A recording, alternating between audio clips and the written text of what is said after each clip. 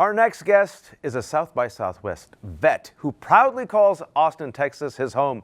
The visionary director has written, produced, directed, and edited many successful films, including El Mariachi, From Dusk Till Dawn, the Spy Kids franchise, Sin City, Alita, Battle Angel, the list goes on, all right. His latest film, though, Hypnotic, stars Ben Affleck in the role of a detective who investigates a series of inexplicable crimes while dealing with the kidnapping of his daughter. But there's more to the story. And here to tell us about it is legendary director, our very own Robert Rodriguez. Senor, how are you? Nice to see you, sir. Nice to meet you. You're here for Hypnotic now. Yeah. You have called it, quote, a Hitchcock thriller on steroids with lots of twists and lots of turns. That's an understatement. I'm afraid of spoiling anything. Yes, don't spoil. All right, so what can you tell us about it? Yeah, that's the main risk showing it so early because it's like you got to tell me don't give the twist away. I remember this Hitchcock used to have a poster for Psycho saying it's the only ending we got, so don't give it away. Well, I can tell you very little, but it's the title gives you a hint. But Hypnotic is not someone who does hypnosis; it's an ability beyond that, and the movie keeps evolving with you start learning more and more what the ability is capable of. That's where the twists keep coming in. But Ben Affleck is a detective who's trying to catch someone who's completely elusive. That was the original idea I had. Somebody that you just could not catch. Because if you think you've caught them, you don't even remember meeting them, and they took your wallet and drained your bank account. And there's probably a whole echelon of people that are like that in the world that you just never meet, never catch, never even know what they're doing. So I thought that was a pretty intriguing idea for a case. And then he has, a daughter that he believes is still alive, but she supposedly is dead. And there might be some kind of connection between the two. And he's on this anyone that's really driven, I like those kind of characters, he's on this relentless pursuit to catch this guy and to find out what he knows about the death of his daughter. And last time I checked, it's work in progress cut right now? Yeah, the movie's going to come out a little bit later this year. But that's risky. I'm just curious. I'm like, why would a director release a work in progress cut so early, especially in this environment where everyone's got Twitter, Facebook, TikTok, and this audience, it's the Austin audience, and it's South by Southwest. I think they'll appreciate the fact to get to see something early. A lot of movies have come through here that had a lot of twists, and they kept it quiet, so I think they'll be cool with it. But it's also mainly, I couldn't believe it myself, but a few weeks ago, El Mariachi celebrated its 30th anniversary. Wow. 30 years. Wow. So at first I thought, maybe I'll show Mariachi here for but I did that on the 20th. And I thought, wait a minute, Hypnotic, it's almost done.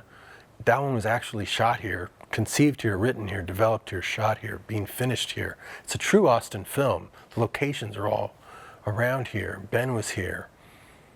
Why don't I show that instead? Just tell everybody to keep it quiet. Because we don't have a trailer yet, we don't have a poster. How about this? Show both.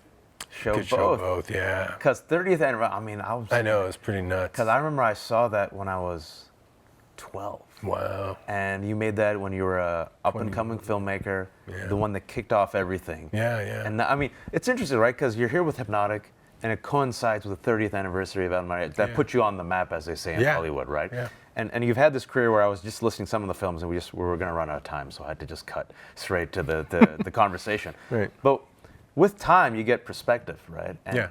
And you sit there and you're like, did you ever think as that young guy being your own crew, that you'd be able to create your own studio right here in Austin, employing people, using the sets, never have to go to Hollywood, and be like, you know what, I'm going to shoot it here, cut it here, and even just release it here 30 years later. Yeah, no, never would have thought that. And what made that possible is just all the support everyone's given the Austin film community.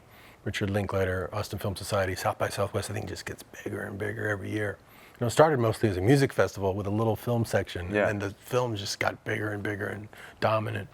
So it's been exciting to see interest in the Austin film scene grow. And so that was another reason I wanted to do tonight was just a huge thank you, gratitude to people being so supportive of regional filmmakers. Because 30 years ago, it wasn't really that well known. There was, John Waters was doing it in Baltimore. You had George Romero making his movies in Pittsburgh. Cassavetes, back in the day. That was it. Yeah. And Rick and I down here in Austin, to see this world grow so much with the support, people love Austin and the film community and giving it, made it something like the studio possible. I made 18 movies there, my own studio. it's because of this audience. So I'm giving something back tonight. Not just the movie, some other surprises too. Oh, some people. You'll hear about it tomorrow. Oh, Yeah. man, come on now. Yeah, All right. you'll hear about it tomorrow. Hopefully, if this interview goes well, you can invite us. I'd love to see it. Oh, yeah. It's really interesting because you grew, the studio grew, Austin grew, and South by Southwest grew. Like you saw it. Your trajectory maps it. incredible. Right? And it's in a way in which, some people say the good and bad, ugly. When you talk to Austonians, they're like, I remember back in the day, South by Southwest was truly weird. And there were weird musicians and independent folks like Robert. Now you got all these Hollywood people coming and, you hear the grumbling. Yeah. And other people see it as a sign of success. For you, when you look at what South by Southwest represents for young budding filmmakers, for you, is it still like this is a place where there's an audience that can discover you and launch you? Like it still has that. Totally. I mean, look at the movie that's probably going to win the Oscar. I mean, last year they were here last year. That's right. Nobody knew who they were. And Everything, Everywhere, All at Once. For those who don't know, it's such a launching pad still for independent film. To get that kind of attention and get that audience excitement is what really helps these films break out. And I've been here since college. I grew up in San Antonio, but I came here for college and I stayed here because I just loved it. And so I saw the old version of Austin. I love how it keeps growing. We've got the best food. We got the best everything. Got good music. There's so much that's just you have access to now. The quality of life is exceptional. And over the years, people in Hollywood always ask, "Why are you in Austin?" I don't understand. It just seemed they didn't even know where that was. Why are you in Austin? I don't understand why you're in Austin. Now all those people are coming here, raising up the prices, right? Yeah. But what's interesting is you made a decision. You're like, all right, Hollywood, I'm going to do my own thing. You're going to come to me. Right. I kind of said it a little different than that. In a nicer way. Because when I sold Mariachi, I made it out of my apartment here. I thought, I bet they wouldn't even know I'm not in Hollywood. Between the flights there are now and FedEx was new, I thought, FedEx, it's a thing. I could just FedEx them the movie.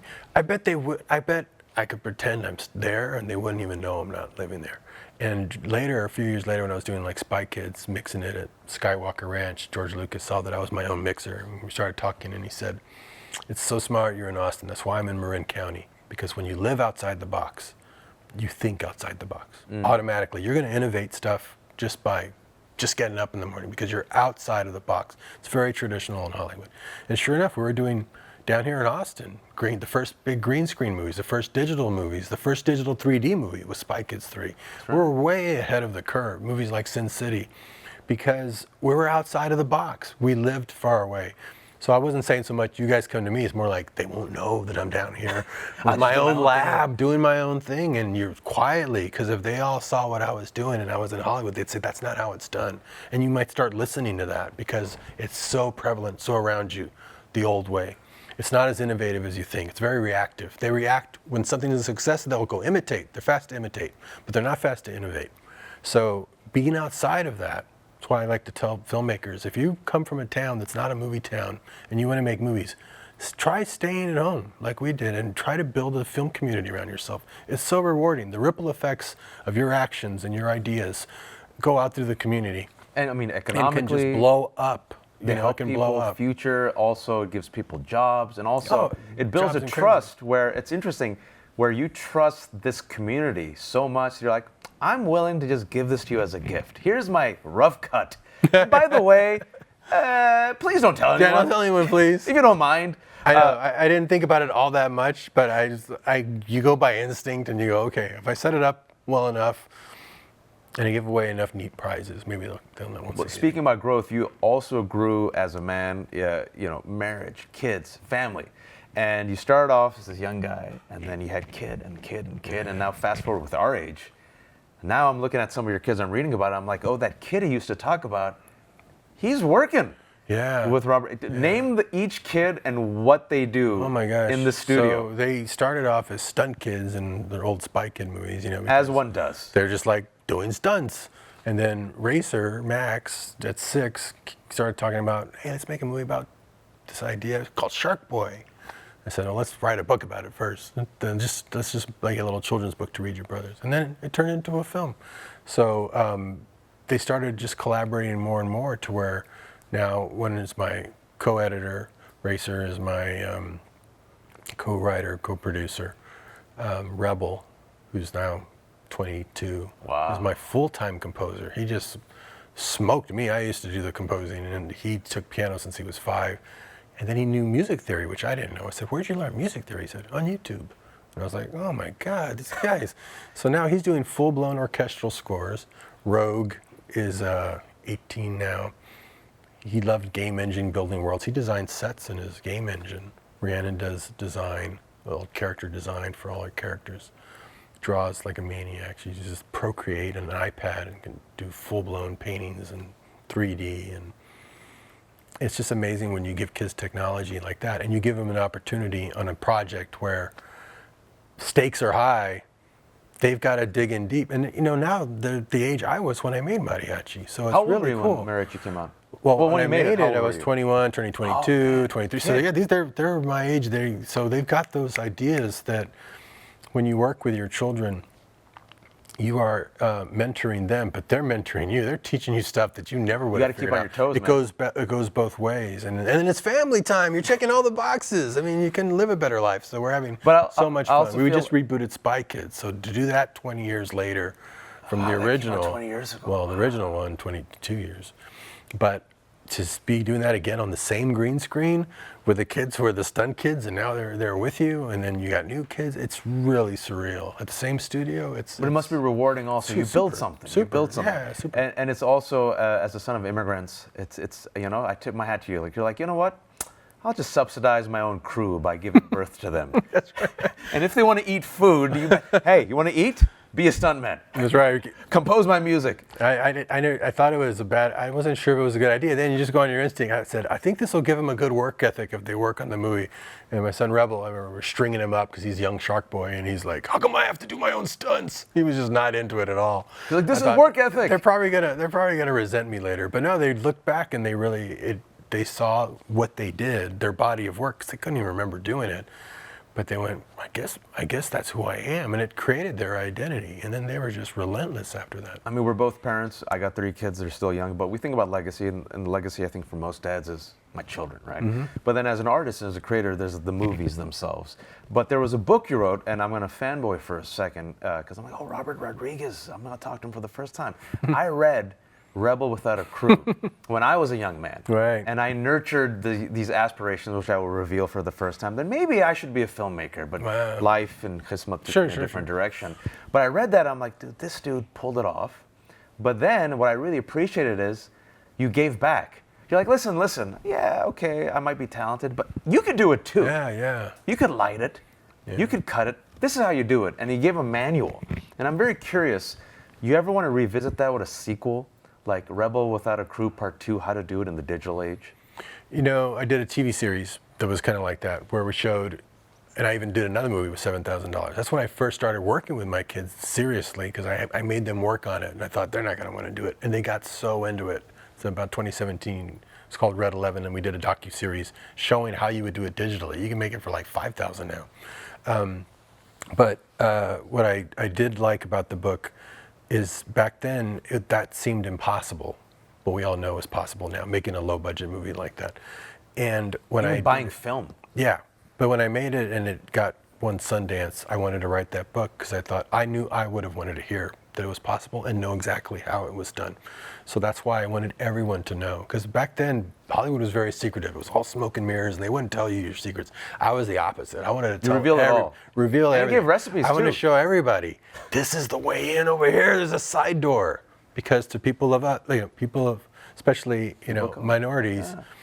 There was no way we were getting in unless we found a secret passage. No, even now, sometimes. And I would tell everybody about it. And it's so gratifying. Over all the years, people come up and say they've read the book. And not necessarily even to be a filmmaker. It just would be sometimes it helped me start my own business. It helped me, think about this other goal that I wanted. Because it's very transferable, the principles of that.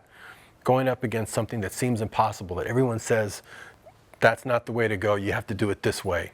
And you go, I don't know, I've got an instinct to go here. That's always the path of gold. That's always the path of least resistance. Right.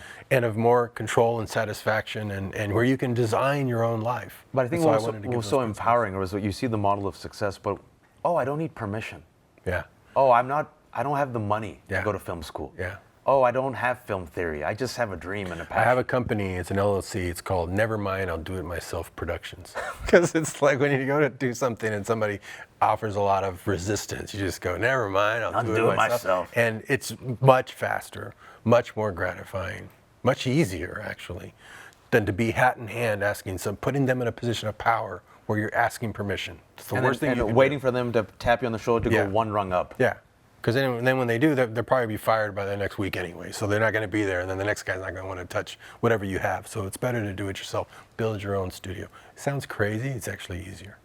For you, I mean, you're also underplaying your talents, but thank you for that encouragement. Before we do the future, let's do retrospective, because you got me thinking. 30 years El Mariachi took me back to my youth. Wow. I saw Desperado when I was 15 years old. We all went for Juan's birthday. Wow. And this is where I think I could share it. Now, we went to go see action movie, and we were 15 years old. Yeah. Afterwards, we were just talking about Salma Hayek. Oh, But we were yeah, 15. yeah. We're like, the movie's awesome. And who's Salma Hayek? Yeah, Salma was new. And that was, Desperado was after El Mariachi, and then you started getting the big Miramax, and then, this and that. Mm-hmm. And you look back, and you have charted, independent movie, big budget movie, sequels. You look back, which one is the one that's like, I tip my hat to this one? Wow, I don't know. There's so many. Well, Mariachi always, because that was the one that I did completely by myself. So that's very gratifying. But then when you add people and crew and talent, Spy Kids was based on my family. It's a lot of my family. My uncle was a special agent in the FBI named Gregorio Rodriguez. So that guy at Antonio Place is Gregorio Cortez, based on my family. I have an uncle Felix. I have my sister's Carmen, my brother's Junie. So it's all based on my family. Growing up in a family of 10 kids, but I just made them spies so that people wouldn't say, why are we watching this Latin family movie?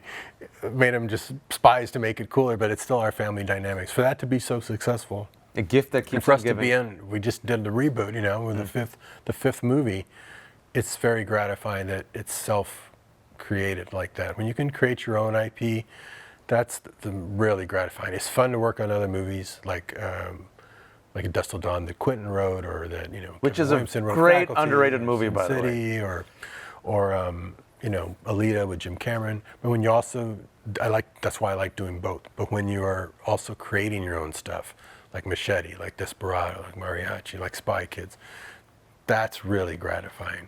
I'm out of time, but I gotta ask. I heard about a secret project that you made with John Malkovich that apparently we won't see until 2050 or something. Yeah, no, they gave me tickets for my ancestors to go watch. You made the movie. It's locked in. I made the it's movie. done. It's locked in the vault. And I was really, I was confused because it was a French company, and there was two things. We're shooting a trailer and we're shooting a movie, and I got them mixed up. I shot the thing with John. I edited it together, and I said, this came out really good. He goes, oh, yeah, this is good. They watched it. They said, yeah, no one's ever going to see that. I go, what do you mean? This is the one they don't see? I thought it was the other one. They go, no, this is the one. Oh, this is really good. I like this one. This is my best work. So when is it coming out? I don't remember the year now. 2070 or something? Yeah, it was 100 years after 2015. So, yeah. Oh, so the third generation of Robert Rodriguez. That was the idea. We'll see this masterpiece. Yeah. And then I'm hoping at least a clone of myself can go watch it. May the clone of Robert Rodriguez, if you see this, the AI version of Robert Rodriguez, because they're going to show it. Please leave a review on ChatGPT. It's like a silver medal ticket. Thank you, sir. Thank you for everything you've done. It's an inspiration. And good luck today. Thank you. The work in progress screening of Hypnotic is happening tonight, March 12th at 6:30 p.m. at the Paramount Theater. If you go see it, say nothing. You can see our complete schedule of upcoming studio interviews on our website at sxsw.com/studio. And these interviews are live streaming during the event on our YouTube channel at youtube.com/sxsw. I'm your host, Wajahat Ali, and thank you for watching.